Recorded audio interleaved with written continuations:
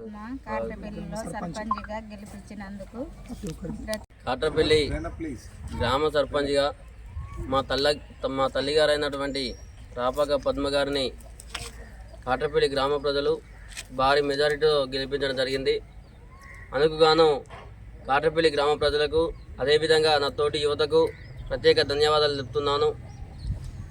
సర్పంచ్గా గెలిపించిన అనంతరము చాలా సంతోషం.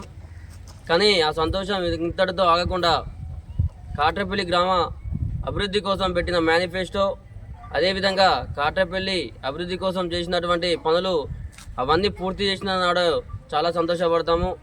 ఖచ్చితంగా కాట్రపల్లి గ్రామంలో కులాలకు అతీతంగా, మతాలకు అతీతంగా, రాజకీయాలకు అతీతంగా ఖచ్చితంగా అందరినీ కలుపుకొని పోయి అందరూ నా కుటుంబ సభ్యులే అని భావించి సేవ చేస్తానని తెలుపుతున్నాను. అదేవిధంగా కాట్రపల్లిలో నాకు సపోర్ట్ చేసినటువంటి ప్రతి ఒక్క యువతకి, అదేవిధంగా ప్రతి ఒక్క అమ్మకి, తండ్రికి అందరికీ ప్రత్యేక ధన్యవాదాలు తెలుపుతున్నాను.